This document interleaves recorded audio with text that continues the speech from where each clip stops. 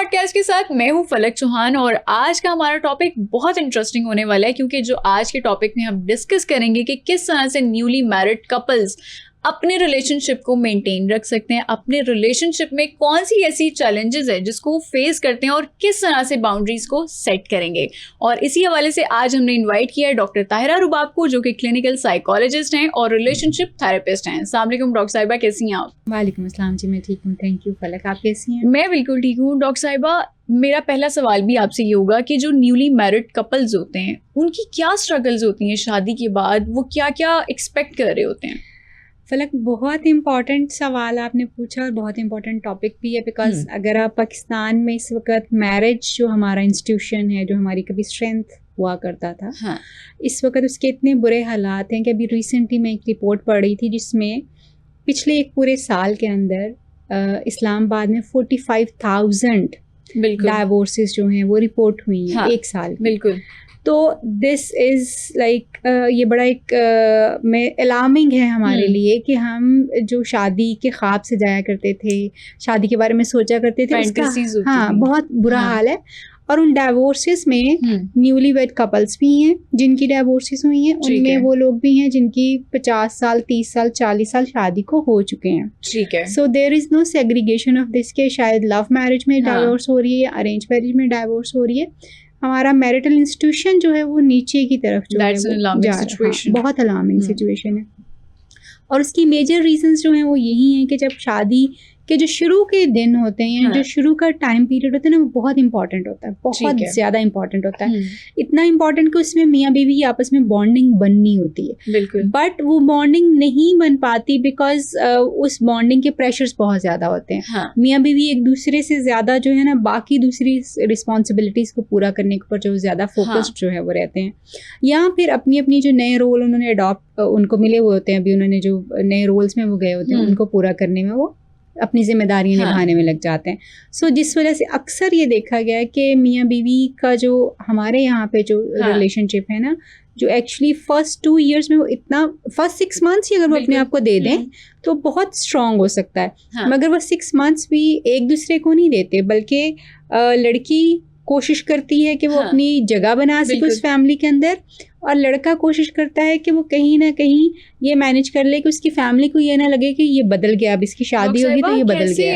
Time कैसे निकालें, क्योंकि उस टाइम पे तो ससुराल वाले, हमारे यहाँ अक्सर ही कहा जाता है कि शादी लड़का लड़की की नहीं होती, 2 फैमिलीज की होती है और उसमें फिर दावतें भी चल रही होती हैं और बाकी सारे जितने ससुराल के लोग होते हैं वो कहते हैं हमारे साथ टाइम स्पेंड करें। तो मियाँ बीवी को तो टाइम स्पेंड करने का टाइम ही नहीं मिलता। बिल्कुल, आप बड़ी खूबसूरत बात की आपने कि बिल्कुल हमारे यहाँ पे वो जो इनिशियल टाइम होता है उसको हम दावतें होना इज़ फाइन, लेकिन मेरे ख्याल में फैमिली की मेजर रिस्पॉन्सिबिलिटी जो आती है ना, अगर हम जॉइंट फैमिली सिस्टम में रहना चाहते हैं या हम जॉइंट फैमिली सिस्टम में हैं, तो मेजर रिस्पॉन्सिबिलिटी जो वो फैमिली की आती है कि they should be very understanding about it कि ये जो इम्पॉर्टेंट टाइम इस वक्त मियाँ और बीवी का है, इसको ज़्यादा से ज़्यादा अगर वो एक दूसरे के साथ गुजारें तो वो ज़्यादा अच्छा उनका बॉन्ड बन सकता है। मगर हमारे यहाँ पे ऐसा नहीं होता। अगर मियाँ या बीवी मतलब थोड़ा अर्ली भी अपने कमरे में चले जाएं रात के वक्त या शाम के वक्त, तो उनको इस चीज़ के ऊपर जो है वो पॉइंट आउट किया जाता है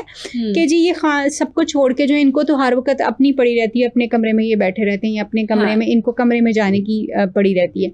सो वो जो टॉन्ट होते हैं ना बेसिकली इनिशियल, वो लोगों के लिए अक्सर मुश्किल हो जाते हैं उनके साथ एडजस्ट करना जो, और वो पेनफुल भी काफ़ी होते हैं और फिर आपको टाइम नहीं मिलता कि आप एक दूसरे के साथ जो है वो एडजस्ट कर सकें और टाइम गुजार सकें। एक और भी टॉन्ट सुनने में ज़्यादा आता है कि सारा रात को तो तुम दोनों इकट्ठे होते हो, तो दिन में तो फिर घर वालों को एग्जैक्टली। लेकिन ये ऐसा नहीं है। देखें, रात को आप बिल्कुल इकट्ठे होते हैं, मगर रात तक आप इतने डेड टायर्ड होते हैं कि आपका शायद ही एक दूसरे के साथ बात भी कभी होती हो। इवन न्यूली वेड कपल्स मेरे पास जब आते हैं तो वो बताते हैं कि हमारा शादी से पहले तक इवन मंगनी के टाइम जो होता है वो भी बहुत अच्छा गुजर रहा होता है, लवी डवी फेस सारी चीज़ें एग्जैक्टली। लेकिन उसके बाद चीज़ें जो है बहुत रैपिडली चेंज होती हैं, और इतनी रैपिडली चेंज होती हैं कि दोनों ही एक, आप इसको कह सकते हैं कि वो आफ्टर शॉक जो होता है ना, वो दोनों को हिट करता है कि बेसिकली ये हो क्या रहा है और किस तरह से चीज़ें जो है वो हैं।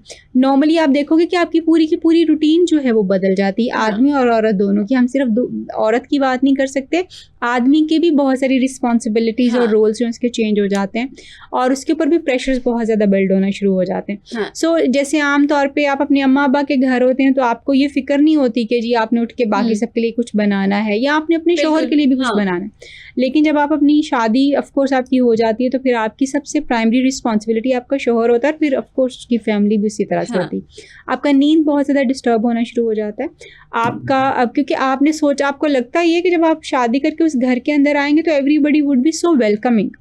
ऐसा होता नहीं है, everybody is not welcoming, they are more of के वो जजिंग ज्यादा होते हैं, जज ज्यादा करते हैं, स्क्रूटनी ज्यादा कर रहे होते हैं, बहुत ज्यादा बढ़ जाती है बहुत ससुराल वालों की कि ये हमारा ख्याल रखे या फिर ये खाना बनाए, और ये हस्बैंड की तरफ से भी आता है, सास का ख्याल रखे। बिल्कुल ऐसा ही, और ये शोहर की तरफ से आता है। मोस्टली जो चीज़ें हैं वो शोहर की तरफ से आ रही होती हैं, वो रीइंफोर्स कर रहा होता है कि बेसिकली तुमने मेरे घर वालों के साथ कैसे टाइम गुजारना है, मेरी अम्मा के साथ कैसे बैठना है, मेरे बहनों के साथ तुमने कैसे टाइम गुजारना है। सो बहुत सारी ऐसी रिस्पॉन्सिबिलिटी जो अब मियाँ की होती हैं शादी से पहले तक की, मसलन जैसे फैमिली को बाहर लेके जाना, खाने पे ले जाना, वो बहुत सारे टाइम पे फिर वो शिफ्ट हो जाती हैं टुवर्ड्स दैट गर्ल, जो कि नई जो है वो लड़की आई होती है। और लड़कियां खुशी खुशी समटाइम्स अडॉप्ट कर भी लेती हैं और उन रिस्पॉन्सिबिलिटीज़ को समटाइम्स वो नहीं भी कर पाती क्योंकि उनकी चीज़ें डिफरेंट होती हैं। फिर यूजुअली होता ये है कि क्योंकि रिस्पॉन्सिबिलिटी का शिफ्ट बहुत ज़्यादा आता है, बिल्कुल वो शिफ्ट जो है ना वो बेसिकली आपको ओवरवेलम कर देता है, इसलिए कि आपको नहीं पता कि आपकी कौन सी बात किसको किस वक्त बुरी लग जाएगी। डॉक्टर साहिबा, ये आपने रिस्पॉन्सिबिलिटी की बात की है, यहाँ पर एक और भी पॉइंट मैं रेज करूंगी। उसमें ये होता है कि क्लोज डोर में तो बहुत ज़्यादा इंटीमेसी भी होती है, अंडरस्टैंडिंग भी होती है, केमिस्ट्री भी अच्छी होती है, कम्युनिकेशन भी समहाउ होती है, लेकिन जैसे ही ससुराल वालों के या सबके साथ बैठे होते हैं मियाँ बीवी, तो उसमें जो हस्बैंड होता है वो साइलेंट ट्रीटमेंट देना शुरू कर देता है। बिल्कुल बिल्कुल, तो क्योंकि उसको आउटसाइडर फील करवाया जाता है। ये बिल्कुल ऐसा होता है। और आप ये देखेंगे कि बहुत सारे आदमी जो है इवन अपनी बीवियों को अपनी फैमिली के सामने अब्यूज़ भी करेंगे, उनको बुरा भला भी कहेंगे, उनको गलत भी कहेंगे, उनको टोकेंगे भी, बहुत सारी ऐसी चीज़ें। और इवन कई दफ़ा तो लड़के जो हैं हस्बैंड जो होते हैं वो अपनी अम्मा के कहने के ऊपर अपनी बीवी को 2-3 सुना भी देंगे और यानी लड़ाई भी हो जाएगी, बहुत कुछ जो है वो होता है। ऑफ कोर्स उसमें आदमी जो है वो यूजुअली उसके ऊपर ये प्रेशर, सिर्फ उसको ये प्रेशर होता है कि जी मुझे ये ना सुनने को मिल जाए कि जी ये तो बदल गया है, ये शादी के बाद उस तरह से हमारा बेटा ही नहीं रहा, या ये बीवी के नीचे लग गया, जो आमतौर पर अनमुरीद वाली एक हमारे यहाँ पे टर्म बड़ी कॉमन है, बहू जो है वो बेटा, हाँ इसने तो उसको अपने पीछे लगा लिया बहू ने। तो ये वाली चीज़ें जो थी ना, आदमी एक्चुअली अपनी इस डिग्निटी को मेंटेन रखने के लिए नॉर्मली और अपने माँ बाप को ये बताने के लिए कि मैं इस औरत के कंट्रोल में नहीं हूँ, तो वो अपना बिहेवियर इस तरह का शो करेंगे कि जहाँ पे जो है उनको ये लग रहा हो, क्लैरिटी से उनको लगे कि जी ये तो अपनी बीवी की सुनता भी नहीं है, उनकी कोई बात भी नहीं करता, और ये उसने देखा इसने सही रखा हो इसकी अपनी जगह के ऊपर। और ये बाकायदा तौर पे बहुत सारे टाइम पे इवन घरों में ये बातें भाइयों को और बेटों को कही भी जाती हैं, अब बीवी आ गई है उसके पीछे पीछे ना चलते रहना, हमें ना भूल जाना, ये चीज़ें, ये बहुत सारी चीज़ें आदमी को सुनना पड़ती हैं। और अनफॉर्चुनेटली वो आदमी जो कि बेसिकली जिनको इन चीज़ों की समझ नहीं आ रही होती है, जिनको ये नहीं पता चलता कि वो जो खातून आप अपने घर लेके आए हैं वो सबसे पहले आपकी जिम्मेदारी है, और उसकी इमोशनल, साइकोलॉजिकल, फिजिकल और सोशल जो उसकी प्रोटेक्शन है वो उसकी आपकी जिम्मेदारी है। अगर वो आपके घर में इमोशनली अब्यूज़ हो रही है, ओवरली अगर वो वर्क कर रही है, या वो मतलब उसके साथ कोई भी ज्यादती हो रही है, तो you need to protect her. Actually हम ये समझते हैं जैसे अल्लाह ताला ने आदमियों को एक रुतबा दिया, वो है प्रोटेक्टर का, तो उसने प्रोटेक्शन देनी। वो प्रोटेक्शन दुनिया वालों से नहीं होती एक्चुअली, वो प्रोटेक्शन उन्हीं लोगों और रवैयों से होती है जिनसे हम हर्ट होते हैं, जहाँ पे उनको स्टैंड करने की जरूरत होती। कोई भी आदमी, खुदा न खास्ता हमारा माहौल बहुत ख़राब भी है, लेकिन बहुत भी ख़राब नहीं है कि औरतें खुदा न खास्ता गैर महफूज होंगी यहाँ पे। डॉक्टर आयरा, यहाँ पे फिर जो मदर इन लॉ की या ससुराल वालों की जो इनसिक्योरिटीज़ हैं, उनको फिर कैसे ओवरकम किया जाएगा? क्योंकि वहाँ पे फिर हस्बैंड का बहुत बड़ा रोल होता है कि वो बैलेंस रखे, बीवी को भी बैलेंस में रखे और सास या ससुराल वालों को भी बैलेंस में रखे। बहुत इम्पॉर्टेंट बात किया आपने फलक। बेसिकली देखिए, हम ना आज तक हमने ये सुना है कि औरतें जो वो घर बनाती हैं, औरतें घर नहीं बनाती, औरतें घर चला रही होती हैं, उनको जो कुछ दिया जाता है ना, उसमें मैनेज कर रही होती है। एक्चुअली जो घर बनते हैं वो आदमियों की वजह से बनते हैं, और ख़ास तौर पे उन आदमियों की वजह से जो कि मामला फहम होते हैं, जिनको नज़र आ रहा होता है कि जी एक्चुअली मेरे घर में क्या चल रहा है। मुझे अभी इसी पे एक अपना एक केस याद आ रहा है, कुछ तकरीबन कोई 5-6 महीने पहले। तो एक कपल मेरे पास आया, 1-1.5 साल उनकी शादी को हुई थी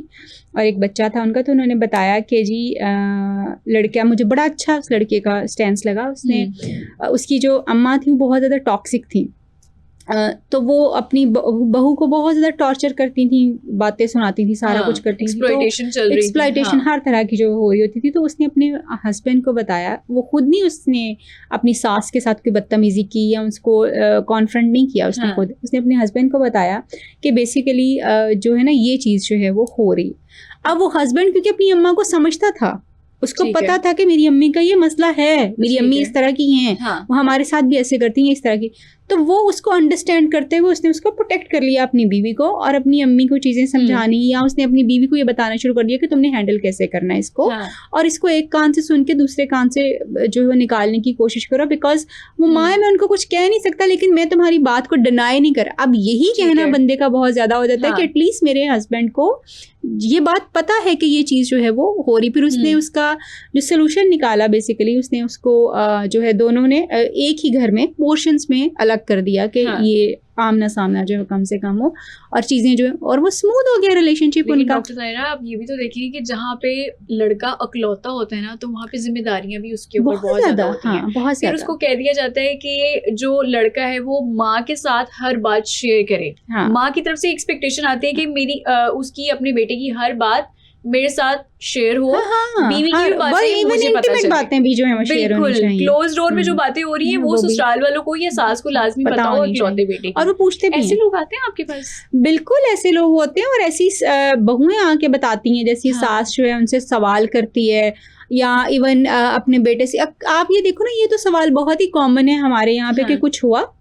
ये सवाल तो शादी से अगले दिन, दूसरे दिन, तीसरे दिन पूछा जाना शुरू हो जाता है। और अगर एग्जैक्टली, हालांकि ये इतना इंटीमेट एक चीज है कि अगर कुछ हुआ है या नहीं हुआ, ये हस्बैंड और वाइफ के दरमियान की एक बात है, जिसको मेरे ख्याल में वो चाहें तो शेयर कर लेंगे आपसे, नहीं चाहेंगे तो आपको पूछने की जरूरत नहीं। बट हम यहाँ बड़ा ओपनली लोग जो है उनसे पूछा जाता है कपल्स के साथ, कपल से कि जी कुछ हुआ या नहीं, उसकी पूरी डिटेल स्टोरी जो है वो सुनी जाती है।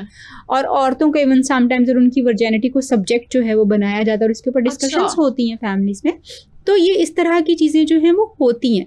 बट अनफॉर्चुनेटली जब मैं फिर ये बात कहूँगी कि जहाँ पे आदमी को ये चीज़ समझ आती है, और जब आदमी ये समझ आता है कि उसकी जो बीवी है उसका क्या किरदार जो है वो है, और उसका मुकाम क्या है, तो वो खुद ब खुद उसको प्रोटेक्ट करना शुरू हो जाता है। अक्सर फलक में इम्पॉर्टेंट बात यहाँ पे आपसे शेयर करूँगी कि हमारे यहाँ पे ना मदर और फादर वूंड आपको बहुत ज़्यादा नजर आएगा, लड़के और लड़कियों दोनों में। अक्सर वो फादर जो कि अपने बच्चे के लिए एब्सेंट रहते हैं, वो बच्चा जो है वो उतना ज़्यादा कॉन्फिडेंट भी नहीं होता, उसकी डिसीजन मेकिंग इतनी ज़्यादा अच्छी नहीं होती, डर रहा होता है। एग्जैक्टली। और फिर समटाइम्स अगर जो है ये नहीं मतलब वो बहुत कोल्ड रहा हो, तो वो लव के लिए बहुत ज़्यादा, अगर फादर बहुत कोल्ड रहे हैं तो लव के लिए क्रेविंग बहुत ज़्यादा जो है वो होती है कि शायद अगला बंदा आके उसके सारे जख्म सी देगा, सारी चीज़ें जो ये एक्सपेक्टेशंस भी बहुत ज़्यादा होती हैं कि होंगी। इसी तरह से वो मदर्स जो कि एक्चुअली अपने बच्चों से हमेशा बेस्ट बच्चा बनने के लिए एक्सपेक्ट करती हैं और उसको बार बार बताती रहती हैं, तो वो बच्चा अपने माँ बाप को बेस्ट बनने की कोशिश में समटाइम्स अपनी बीवी को भी निगलेक्ट कर जाता है, क्योंकि वो अपने माँ बाप को डिसअपॉइंट नहीं करना चाहता, वो अपने माँ बाप की किताब में बुरा नहीं होना चाहता, बुरा बेटा नहीं बनना चाहता।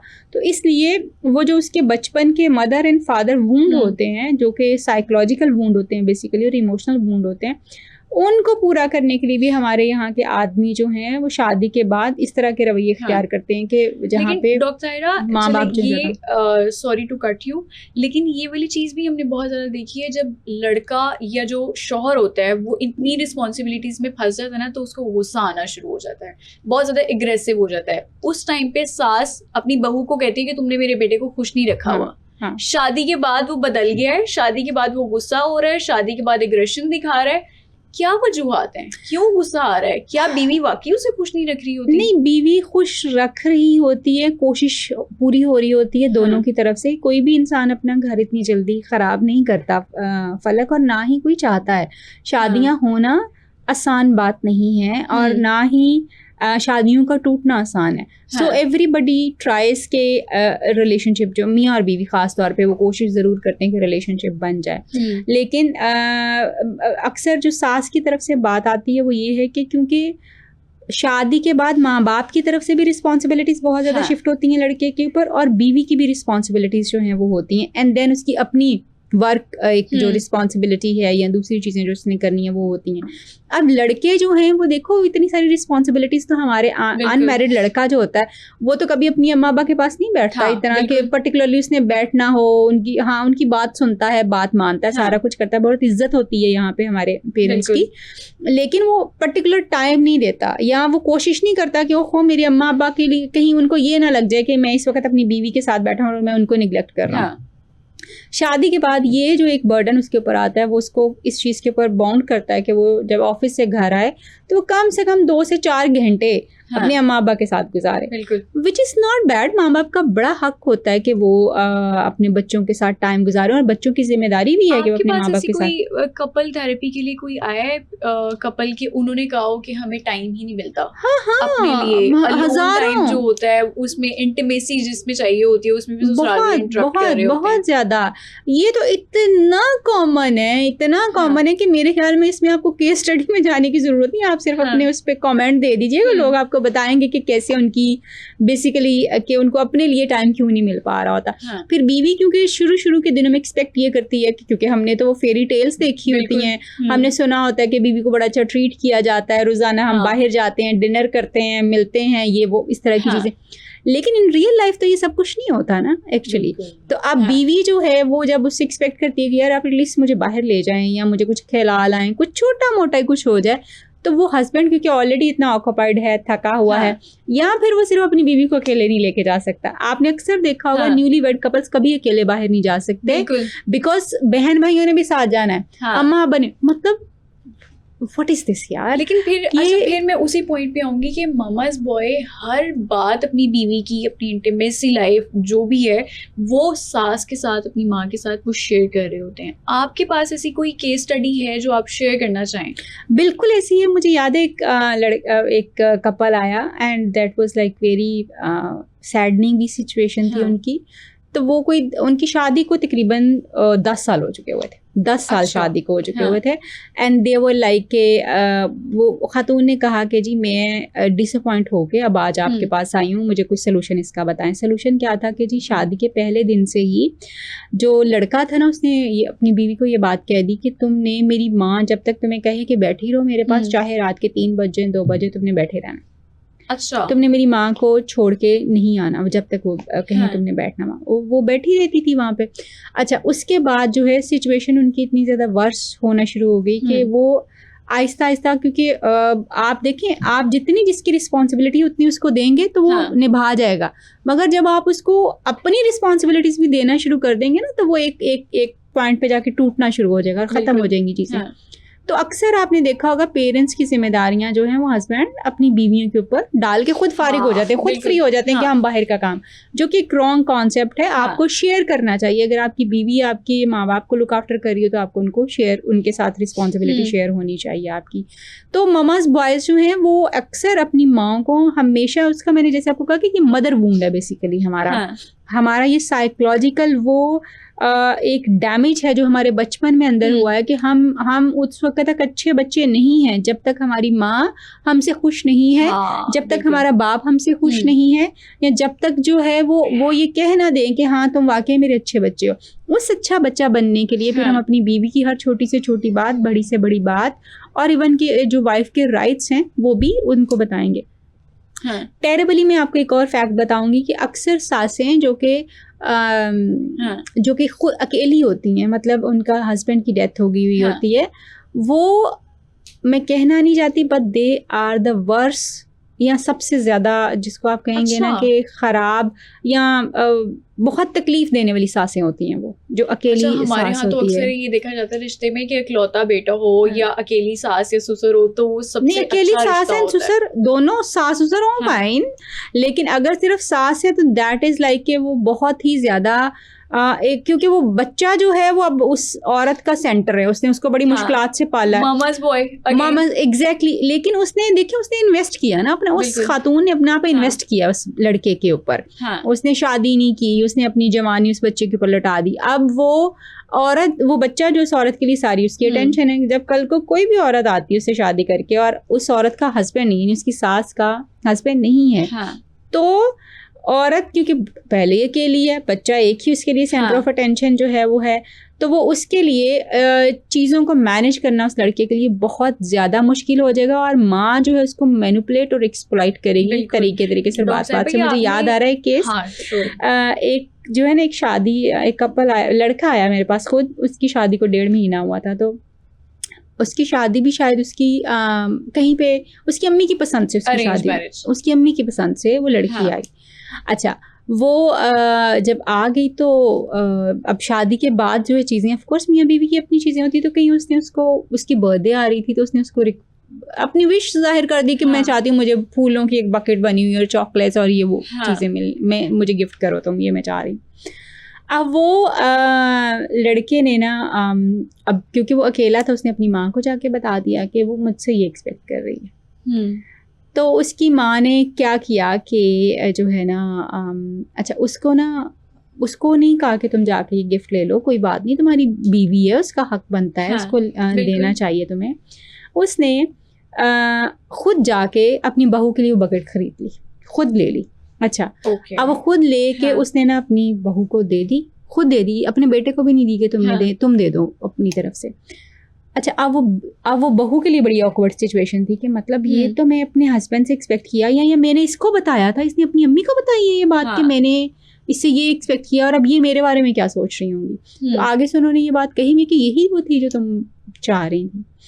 अच्छा, वो करते करते ना 1-1.5 महीने में उनकी इंटरफेरेंस इतनी ज़्यादा सास की जो है वो हो गई, इवन के ये पूछना शुरू कर दिया कि बच्चा कब होगा, ये उनका ताल्लुक जो है वो बहुत ज़्यादा ना 1-1.5 महीने में ख़राब हो गया। लड़की चली गई, उसने कहा कि नहीं, मैं जो बंदा मुझे प्रोटेक्ट नहीं कर सकता या मेरे लिए मतलब मेरी बेडरूम की बात जो है उसने वो भी अपनी अम्मी को जाके बतानी है या सारा कुछ हो गई बात। हाँ, तो मैं अगर मेरी इतनी प्राइवेसी भी नहीं है तो वाई आई एम हेयर, मैं तो ऐसे रिलेशनशिप नहीं निभा सकती। अच्छा, वो लड़का आया तो उसने मुझे आके ये सारा कुछ बताया, इवन ये भी बताया कि वेडिंग नाइट जो थी उस पे क्या क्या कुछ हुआ और बातें क्या कुछ होने का मतलब बातें क्या हुई।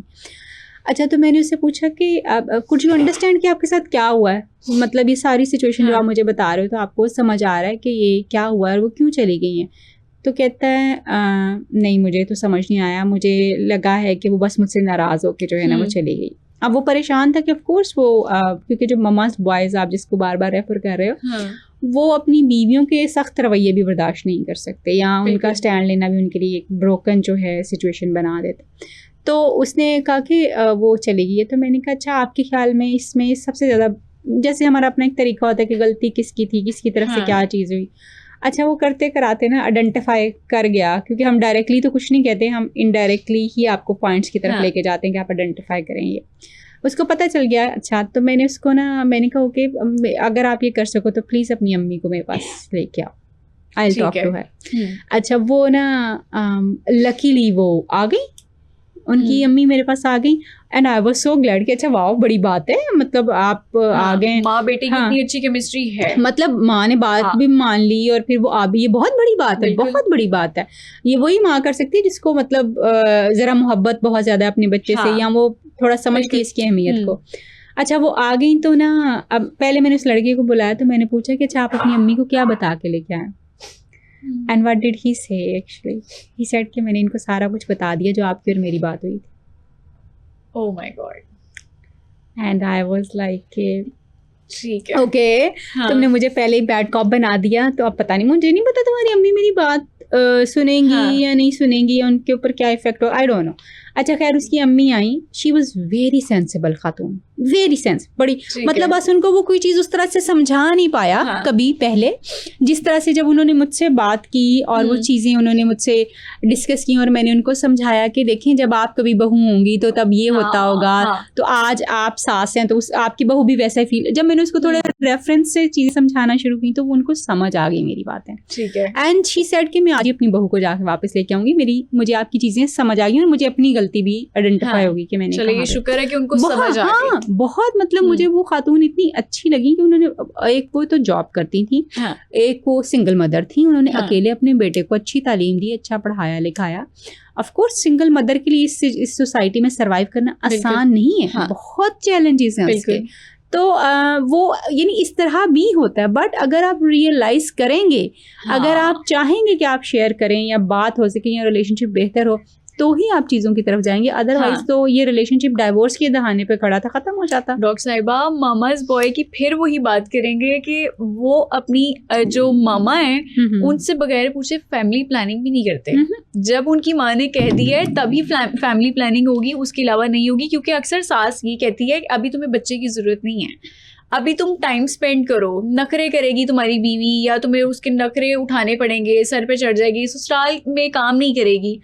तो वो सास कहती है कि अभी तुमने बच्चा पैदा नहीं करना, फैमिली प्लानिंग माँ से पूछ के हो रही है। हाँ, बहुत ये हमारे जॉइंट फैमिली सिस्टम का आप यूँ समझ सकते हो कि ड्रॉबैक ज़रूर है कि यहाँ पे इंटरफेरेंस ऑफ फैमिली जो है वो आपकी शादीशुदा रिलेशनशिप में माँ बाप या बाकी जो फैमिली में एक्सटेंडेड फैमिली, चाचा मामा ताया, सबकी जो है वो इंटरफेरेंस बहुत ज़्यादा होती है, जो कि अक्सर रिलेशनशिप्स को ख़राब करता है। मैं अक्सर अपने क्लाइंट्स को समझाती हूँ कि देखें, जितना मर्जी भी तलख मामला है ना आप दोनों के बीच में, जितनी मर्जी तलखी है, लड़ाई है, बुरी बात लग गई है, अगर आप उसको अपने बेडरूम में दोनों सेट कर लोगे तो बहुत जल्दी रिकवर कर जाएंगी चीज़ें।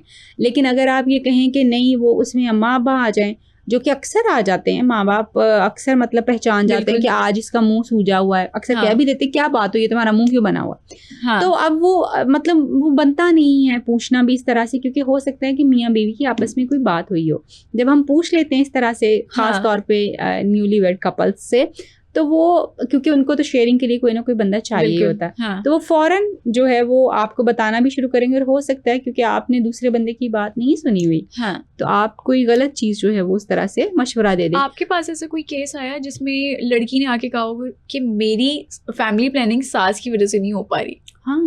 हाँ, शेयर करेंगी आप कोई ऐसे वाकया? ऐसे बहुत सारे केसेस जो हैं वो हैं जिसमें मुझे याद है कि एक फीमेल जो हैं वो आई और उन्होंने कहा कि मेरी शादी को 4 साल हो चुके हुए हैं, हमारी शादी को, और उसमें जो है अभी तक हमारा बच्चा सिर्फ इसलिए नहीं हो पाया कि हम अभी तक हस्बैंड वाइफ रिलेशनशिप भी मेंटेन नहीं कर पाए, क्योंकि उसमें फैमिली इंटरफेरेंस भी उसमें भी बहुत ज़्यादा है कि आप अपने रूम को जो है वो क्लोज नहीं कर सकते हो, आपकी वो प्राइवेसी जो है मेंटेन नहीं हो पाती, तो इसलिए वो अभी तक हो ही नहीं पाया इस तरह की चीज़ें। और आप जो है वो सास हमारी जो अक्सर इस पे जब बात भी करती हैं तो वो अक्सर कह देती हैं कि अभी थोड़ा इतनी जल्दी क्या है, थोड़ा सा और वेट कर लो, अभी तुम लोग तो खुद बच्चे हो। तो इस तरह की चीज़ें जो हो रही होती हैं फैमिली में, ये पॉलिटिक्स जो है वो प्ले होती है। और समटाइम्स वो इसीलिए प्ले होती है कि कहीं ना कहीं आप एक पावर प्ले करना चाह रहे होते हैं, और आप अक्सर अपने बेटे को ऐसी बहुत सारी बातें कहेंगे जिससे आप ये शो करना चाहें कि हमारा बेटा जो है वो हमारे कंट्रोल में है। और अक्सर जैसे आपने देखा होगा, मैं ये समझती हूँ कि ये बातें औरतों को अक्सर हर्ट करती हैं। जैसे अगर उन्होंने अपने माँ बाप के घर जाना है, उन्होंने बाहर से कुछ खाने जाना है, तो अक्सर हस्बैंड अपनी बीवियों को कहेंगे कि तुम जाके मेरी अम्मी से इजाज़त ले लो। ये उसका काम नहीं होता, ये गलत उसका फर्ज भी नहीं। उसका रवैया, ये उसका काम आपसे पूछना है, ये उसकी अच्छाई अगर वो जाके अपनी सास को बता देती है, उनसे पूछ लेती है, तो लेकिन ये काम आपका है क्योंकि वो आपके माँ बाप हैं, वो आपको डिफरेंट तरीके से ट्रीट करेंगे, उसको डिफरेंट तरीके से। सो आपको जो है ये इनिशिएशन लेना चाहिए, ये स्टेप आपको लेना चाहिए कि आप उनसे कहें कि जी हमने कहीं जाना है या हम बाहर जा रहे हैं। ठीक है। और उसमें ख़ास तौर पे मैं फैमिली को ये रिक्वेस्ट करूँगी कि प्लीज़ अंडरस्टैंड करें कि मियाँ बीवी को अगर वो अकेले जाना चाह रहे हैं, आप हर जगह आपका जाना ज़रूरी नहीं है, हाँ, महीने में 1 आध बार अगर आप उनके साथ चले जाएंगे तो बहुत अच्छी बात है, एक फैमिली गैदरिंग हो जाती है। मगर अगर वो हर हफ्ते उन्होंने अपना प्लान किया कि हम इकट्ठे निकलेंगे और उसमें आप साथ जाएंगे हर हफ्ते, तो that is a wrong thing to do. Doctor साहिबा, आपने इजाजत की बात की है, यहाँ पे तो अक्सर देखा गया है कि शादी के बाद हस्बैंड अपनी वाइफ से पूछता भी नहीं है कि तुम्हें पैसे चाहिए या तुम्हारी कोई जरूरत है, और वाइफ हेजिटेट कर रही होती है कि शायद मुझे किसी चीज की जरूरत है लेकिन मैं कैसे मांगू। ये प्रॉब्लम जो है ना फल की बहुत ज्यादा है। अक्सर आदमी जो है एक तो पैसे देते हुए बहुत ज्यादा एहसान जताते हैं खवातीन के ऊपर। उनको लगता है कि जी हम इनका खाना पीना और ये वो सब पूरा करें तो ये एहसान है उनके ऊपर। ये एहसान बिल्कुल नहीं है, ये आपकी जिम्मेदारी है। और अक्सर उनको लगता ये है कि जो हम घर की रोटी पानी इनके लिए करें जो कि सबके लिए आ रहा है तो शायद यही उसका भी खर्चा है, जबकि उसकी पॉकेट मनी इसके अलग जो है ना उसके अलावा होनी चाहिए। वो अपनी मर्जी का अगर कुछ लेना चाह रही है तो वो ले सके।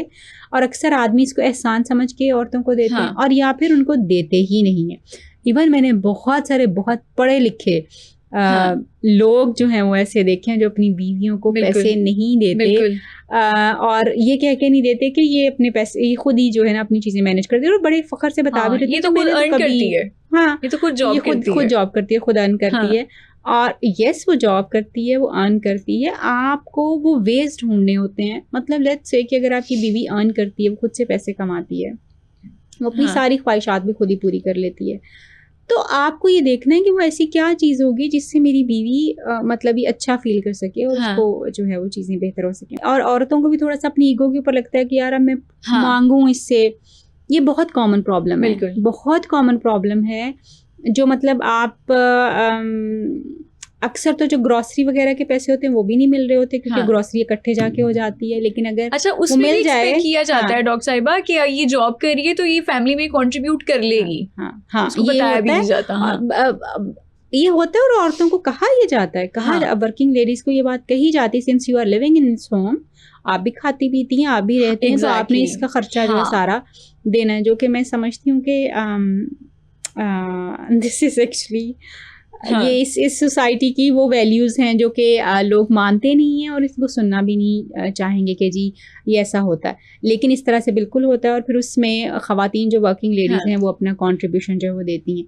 देखिए अगर आप रह रहे हैं ना यहाँ एक ऐसी जगह के ऊपर जहाँ पे मियाँ बीवी दोनों रह रहे हैं, इकट्ठे दोनों रह रहे हैं, अलग हैं, वहाँ पे दोनों कंट्रीब्यूट कर रहे हैं, दैट मेक्स सेंस। लेकिन अगर आप ससुराल में रह रहे हैं और अगर आपके हस्बैंड की तनख्वाह कम है, उसके रिसोर्स कम है, तो फिर आप मतलब जरूरत नहीं है, वहाँ पे भी फोर्स किया जाता है ना।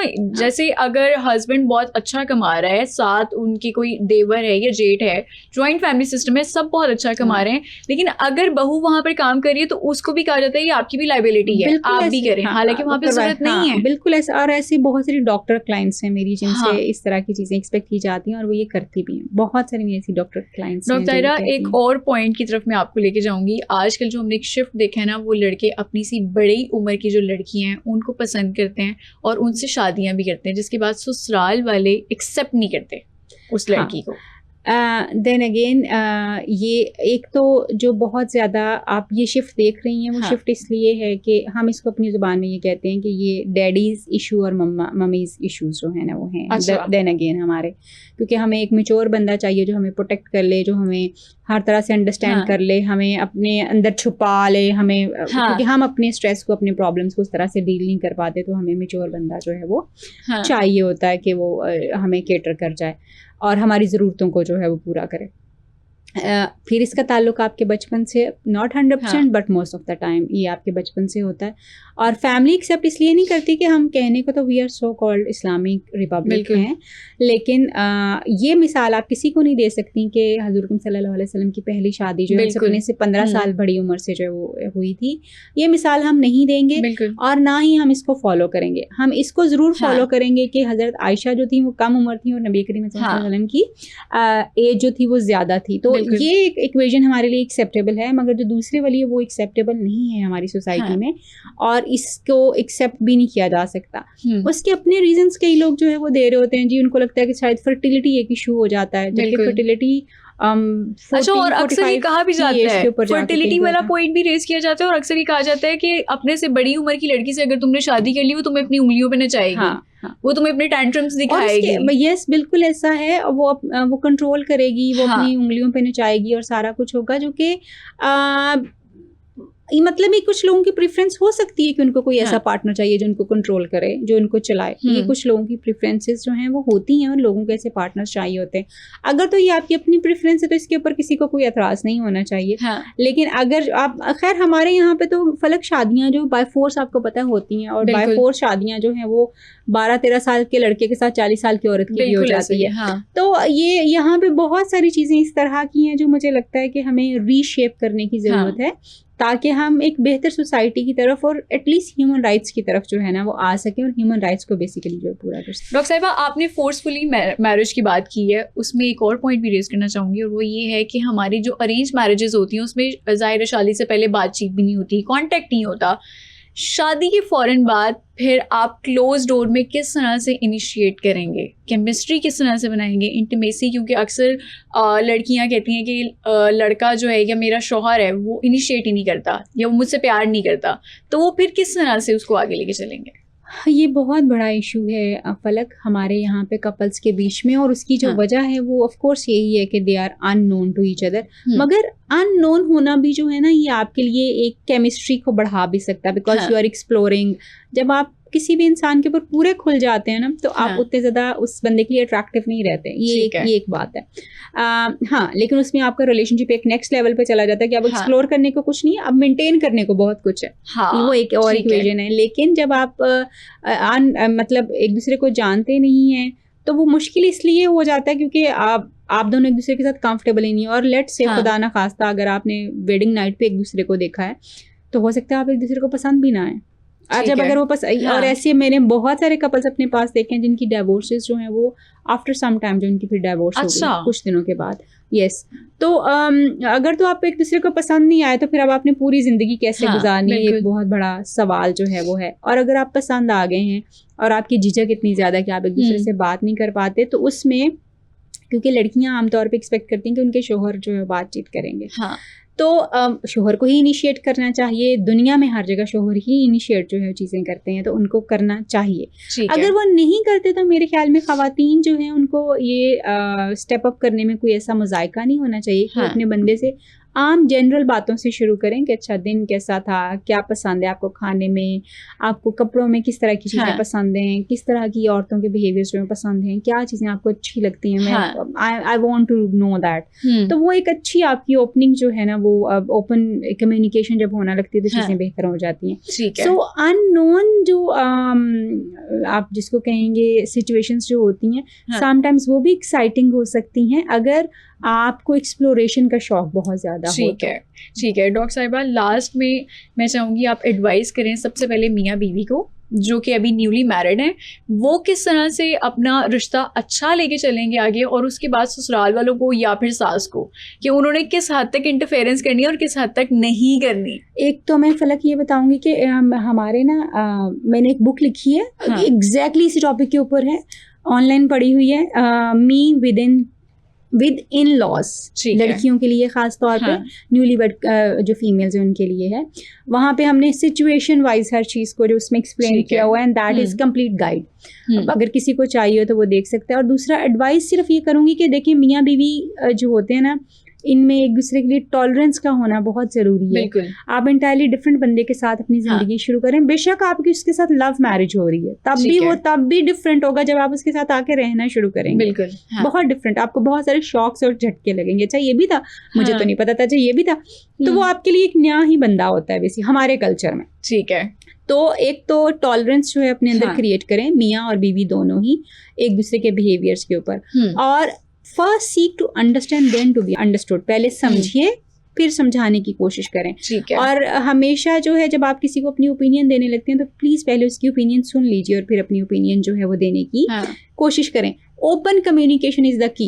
बिल्कुल, प्लीज़ आपके दिल के अंदर जो बात है, हम अक्सर ये समझते हैं कि उसको समझ आ जानी चाहिए, उसको पता लग जाना चाहिए मैं क्या फील कर रहा हूँ या कर रही हूँ। No, not at all. Please, वो इंसान है, कोई फरिश्ता नहीं है जो आपके दिल में घुसेगा, उसको पता चल जाएगा आपके दिल के अंदर क्या है। एक्सप्रेस करें, एक्सप्रेस करें। और औरतों को खास तौर पे ये चाहिए कि वो भी अपने हस्बैंड के लिए इज्जत सबसे ज़्यादा इंपॉर्टेंट होती है आदमियों के लिए।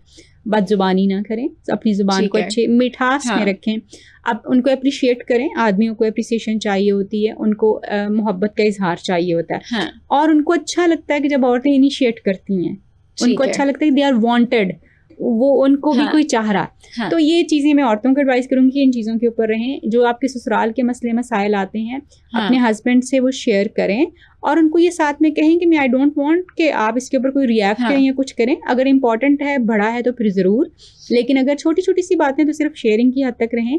और उनको कहें कि मैं सिर्फ ये शेयर करिए बिकॉज इस घर में मेरे लिए आप सब कुछ हैं, तो मैं ये सिर्फ आपको सुनाना चाह रही हूँ, तो आप शेयर कर सकते हैं। देन अगर कोई बड़ी बात हो रही है तो हस्बैंड को ज़रूर सपोर्ट करना चाहिए। यस, हस्बैंड की जिम्मेदारी ये है कि वो इन एनी केस वो अपनी बीवी की इज्जत करवा सकता है, वो अपनी बीवी की जगह बना सकता है अपनी फैमिली में। सो उसको इस चीज़ को अंडरस्टैंड करना है कि वो एक नया बंदा है, आप नई जॉब पे भी जाते हैं, अगर आप खुद भी नया बॉस बदलेंगे तो आपको कितना मसला होता है इस नए ऑफिस में एडजस्ट होने में।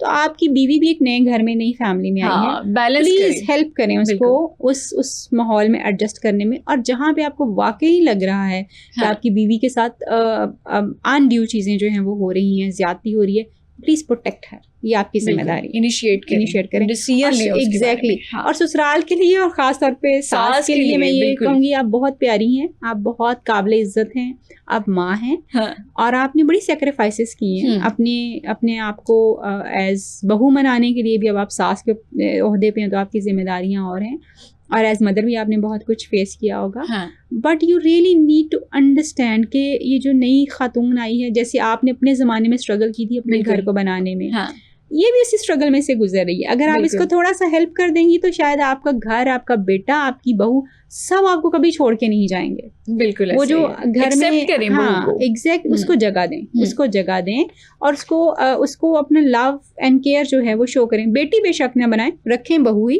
मगर ट्रीटमेंट एक अच्छा जो है उसके साथ। बिल्कुल जी, बहुत शुक्रिया। हमारे साथ मौजूद थी डॉक्टर ताहिरा रुबाब, जो कि रिलेशनशिप थेरेपिस्ट हैं और क्लिनिकल साइकोलॉजिस्ट भी हैं। जनाब, आज हमने जो डिस्कशन की है, मेरे ख्याल से बहुत ऐसी बातें डॉक्टर ताहिरा ने बताई हैं जो आपको भी फ़ायदा दे सकती हैं। अपने रिलेशनशिप को आपने कैसे बेहतर करना है, कैसे मेंटेन करना है, और किस तरह से अपनी बाउंड्रीज को सेट करना है। फलक चौहान को दीजिए इजाज़त, अगले एपिसोड में दोबारा मुलाकात होगी। तब तक के लिए अल्लाह हाफिज़।